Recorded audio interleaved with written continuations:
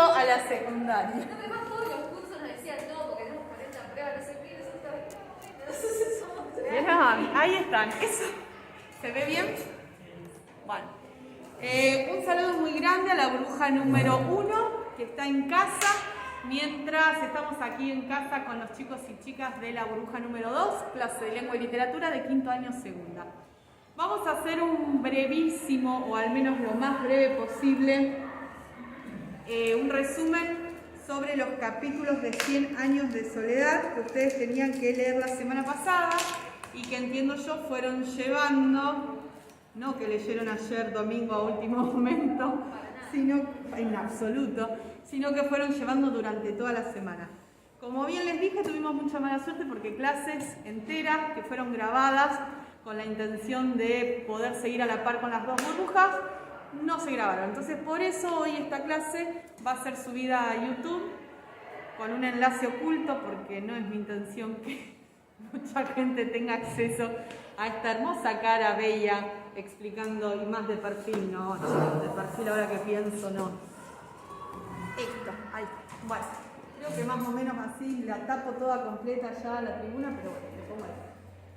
Bien, capítulo número, con ustedes habíamos visto hasta el 3 acá en clase. Bueno, capítulo número 4, ¿qué acontece en la casa de la familia Buendía?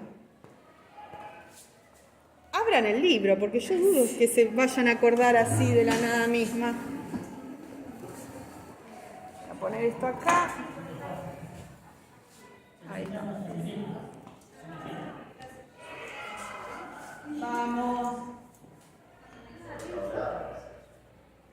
¿Quién aparece? ¿Quiénes aparecen en esta familia?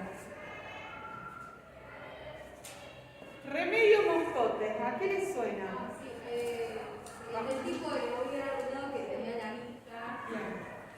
Don Apolinar Moscote es una autoridad que va a llegar al pueblo en representación del gobierno central y que se va a querer instalar como corregidor. Más, ¿va a tener suerte al menos en la primera vez?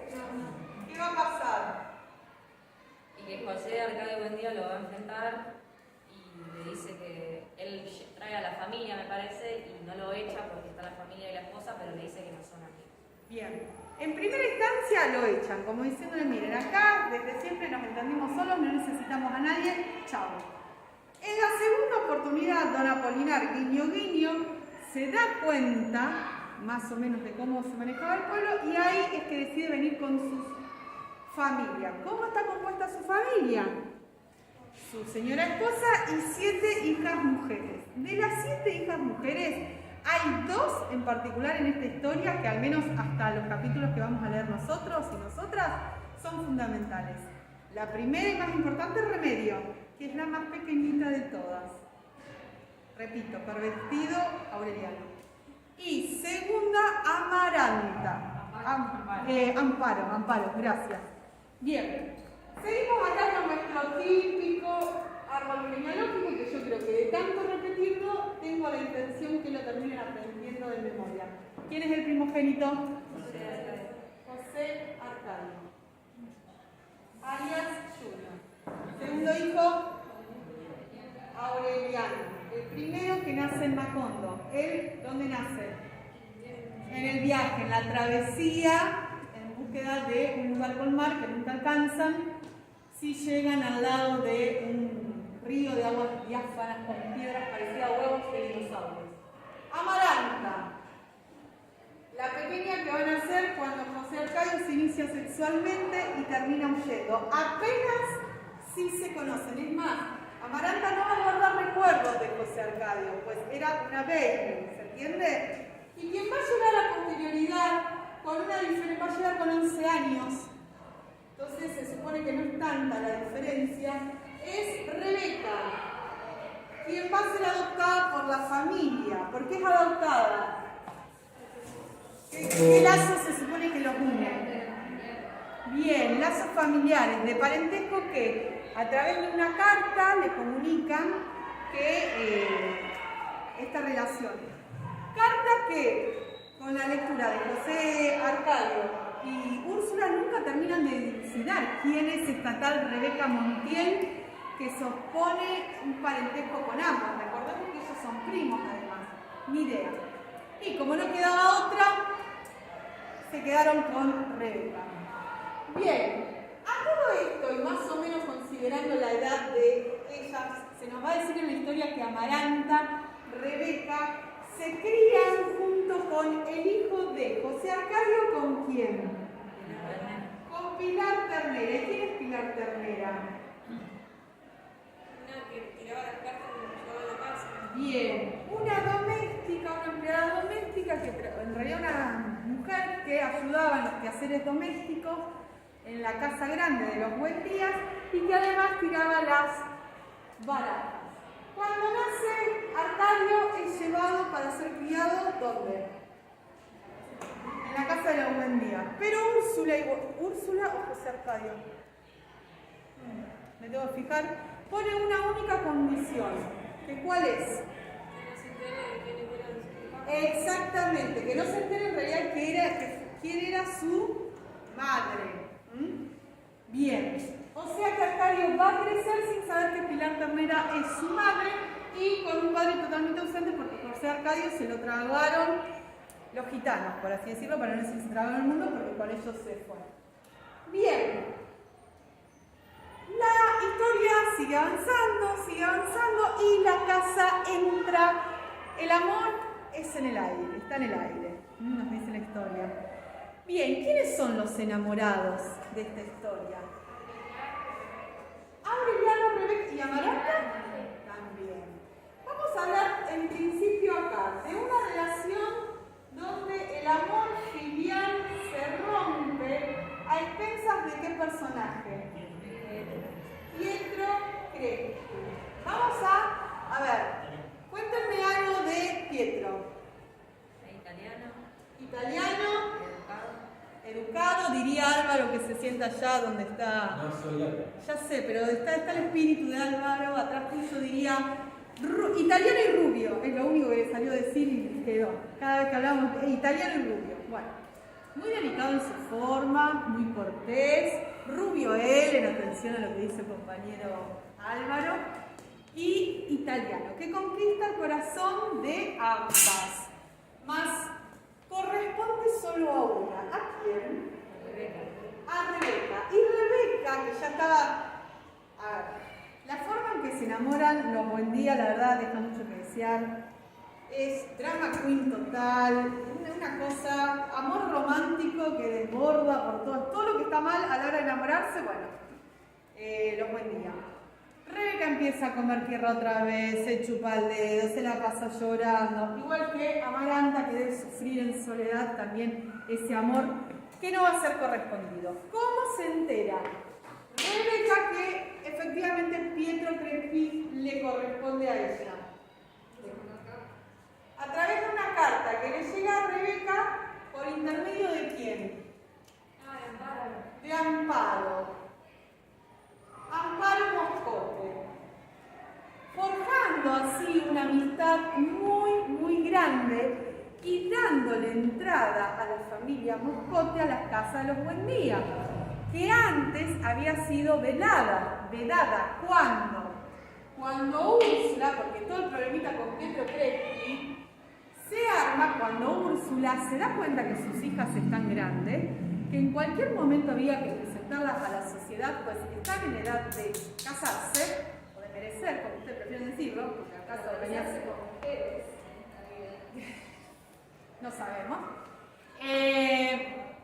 y decide remodelar toda la casa, deciden remodelar la casa y una vez que la casa está terminada va a hacer una inauguración. Inauguración donde solo son invitados los mujeres y los hombres fundadores del pueblo, a excepción de quién? De la mala mujer del pueblo, de Pilar Ternera, que además de haber sido quien llevó por el mal camino a José Arcadio, ya ha tenido 2 hijos más de padres diferentes cada uno de ellos. La típica señalada con el dedo de un pueblo, chico, infierno, grande.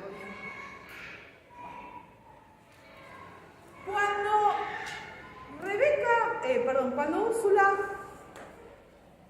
planifica esta inauguración de la casa, pianola. Y ahí con la pianola nos llega este personaje tan singular que es Pietro Crespi. Les enseña a bailar a la niña, siempre con una chaperona allí de por medio, no vaya a hacer cosa que se sobrepase, a lo cual muy risueñamente contesta José Arcadio, no hace falta porque dice es marica, bastante interesante como plantea ese tipo de cuestiones. Y ahí es donde se enamoran las hermanas y cómo finalmente Pietro termina correspondiendo a Rebeca. Cuando Pietro se presenta, en calidad de pedir la mano de Rebeca, ¿qué pasa con Amaranta? Dice Que va a tener que pasar por encima de su cadáver antes de que ese matrimonio se concrete.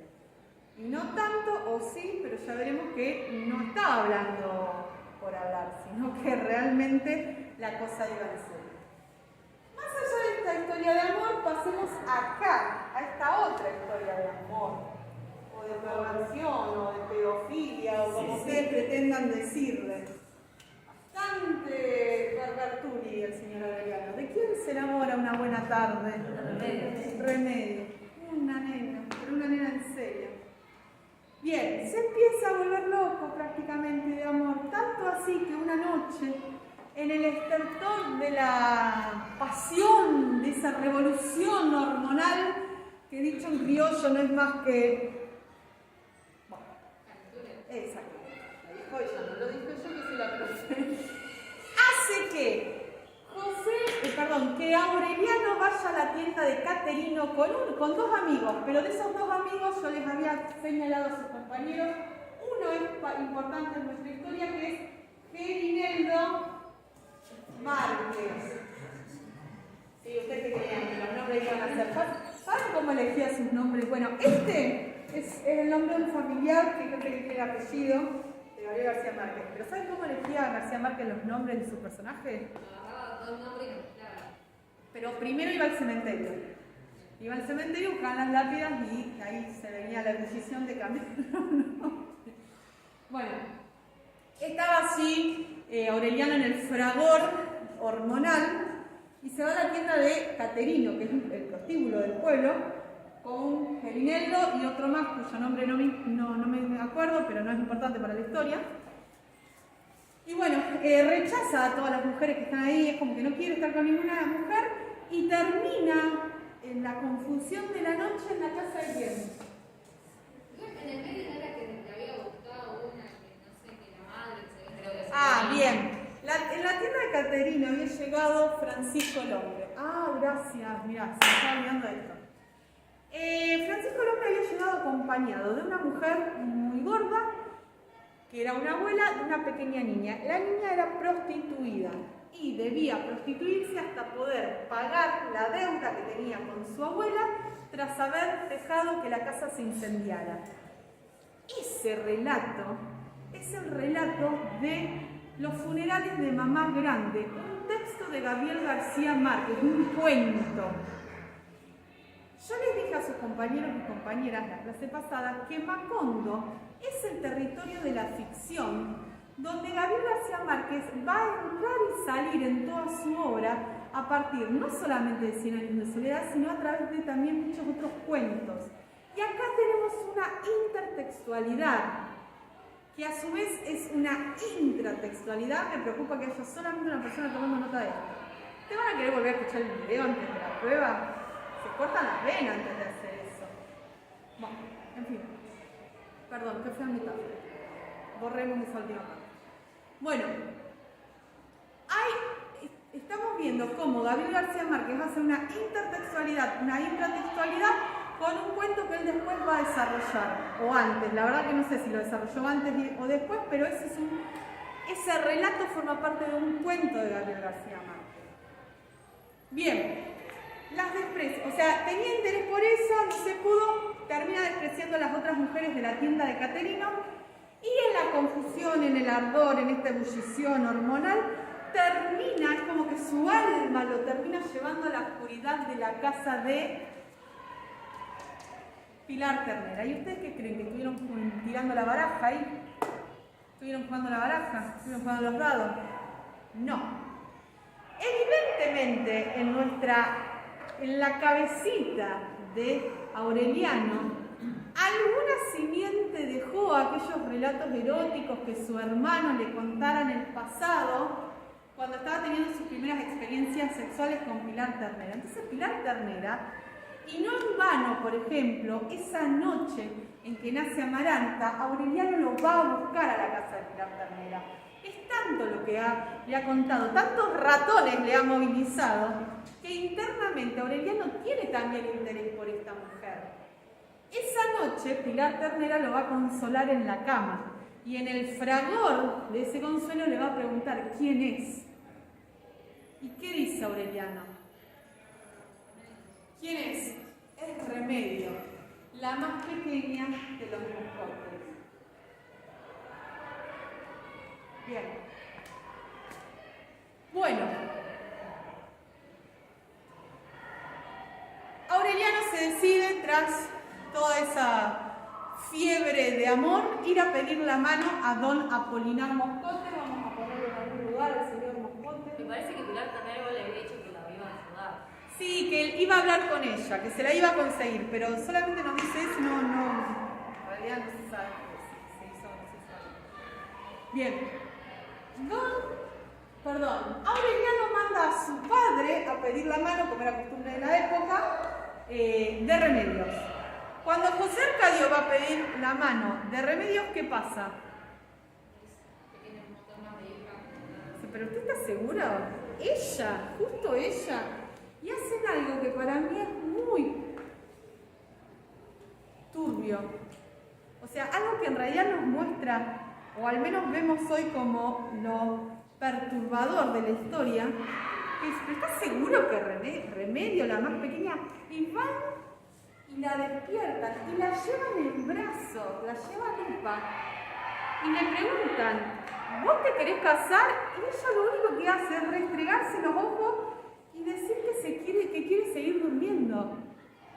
Es una niña como cuando uno despierta, se te duerme el nene en el auto y lo tenés que pasar del auto a la habitación y se va ahí que quiere dormir, no entiende nada. Y José Arcadio, bueno, voy a ir a preguntar a ver si es ella, y vuelve a la casa y Aureliano le confirma, sí, es ella.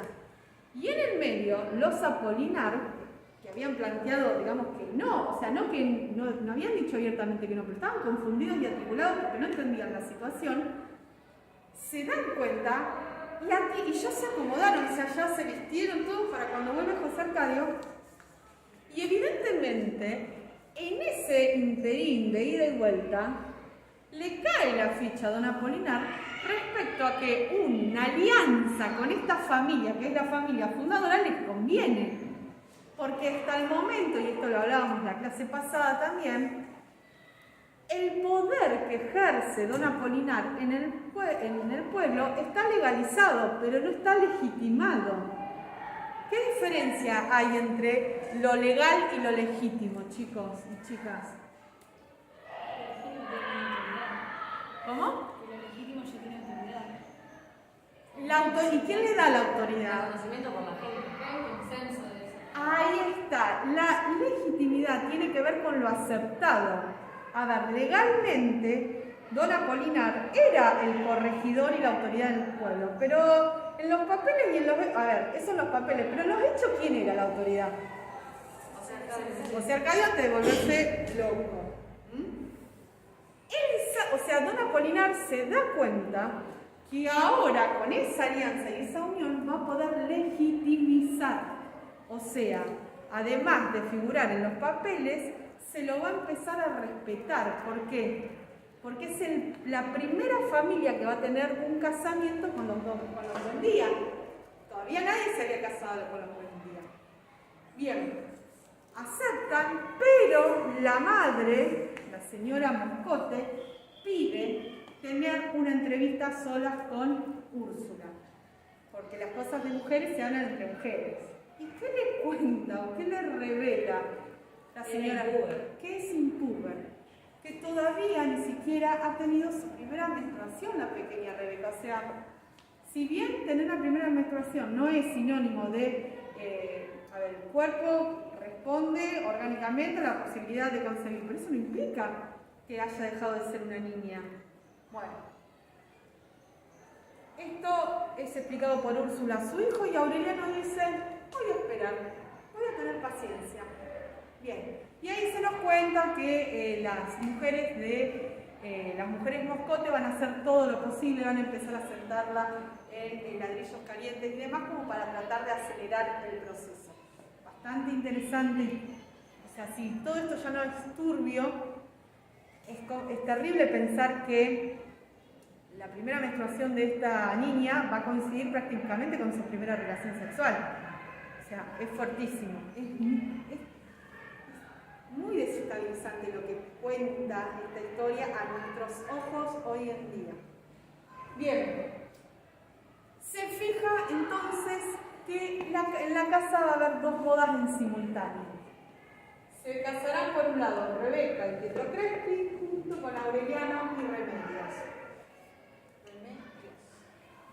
La que no está para nada contenta es Amaranta. Úrsula se la lleva de viaje. Cuando finalmente Remedio está lista para el casamiento y se va efectivamente a celebrar la boda, ¿qué pasa con Rebeca y Pietro Crespi? ¿Se pueden casar también en simultáneo? No, ¿por qué?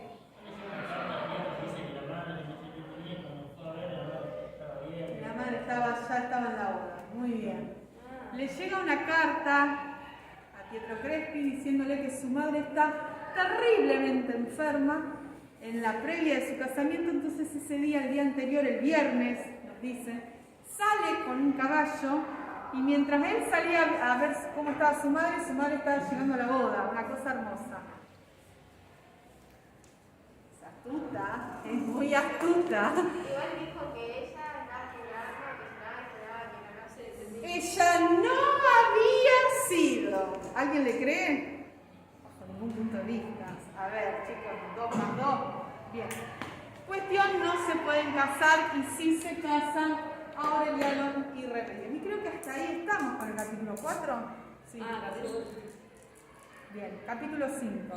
Se pone tensa la cuestión. No saliste de Perdón, en el medio de esa noche fragorosa de pasión, entre Aureliano y Pilar Ternera, van a ser un hijo que va a ser criado por Remedios, cual si fuera su propio hijo. ¿Cómo se llama ese hijo? Ahí sí ya me perdí, así que fíjense. Aureliano José. Bien, ¿dónde lo pongo? Si no, a Pilar hay que ponerla entre medio de José. Acá el tiki tiki. Buena esa. Tiki tiki.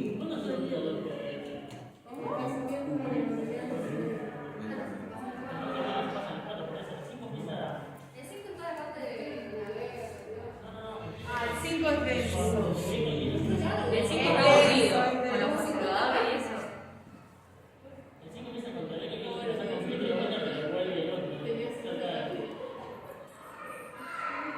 El nombre era José Aureliano.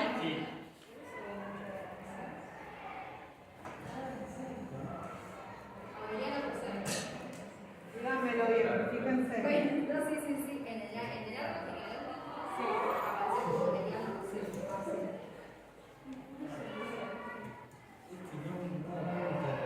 Pero siempre puedo que la verdad que tipo Hay un común denominador con la personalidad de los personajes según sean arcadios o sean aurelianos. Los arcadios van a ser hombres más resolutivos, más pragmáticos, más que podemos asociar más con la destreza y la fuerza física, y los aurelianos van a ser más taciturnos, más introvertidos. Eso va a pasar a lo largo de toda la historia. Así que ya más o menos con los nombres podemos visualizar. A todo esto, ¿qué era de la vida de José Arcadio? ¿Qué tan sano había llegado? En el medio también se nos cuenta que eso era el capítulo 3, creo. No, perdón, lo que yo voy a decir ahora es que Melquiades llega al pueblo y trae la cura a la peste del insomnio. Se instala con la familia Buendía, va a escribir unos pergaminos, se le va a pasar escribiendo, decrépito, muere Melquíades. Bueno, se nos cuenta que, por ejemplo, Úrsula lloró la muerte de Melquíades más de lo que había llorado incluso la muerte de su propio padre. Así que fíjense qué tan entrañable había sido este personaje. Profe, Melquíades no había revivido en un momento. Como que dijo que se cansó de la muerte, no entendí. Se cansó de que la muerte lo siguiera. Melquíades en la obra, antes de instalarse con la familia, buen día, va a ir y venir 3 veces por lo menos. Va a estar siempre con esa caravana de gitanos y en la última vez que, en realidad la anteúltima vez que vino, había venido muy decrépito, ya muy anciano, y vuelve a aparecer con toda la dentadura nueva, rejuvenecido, había como vencido a la muerte. Se vuelve a ir y después regresa ya para instalarse. Se instala con los Buendías, se lo ubica en un cuartito atrás, bueno, perfecto.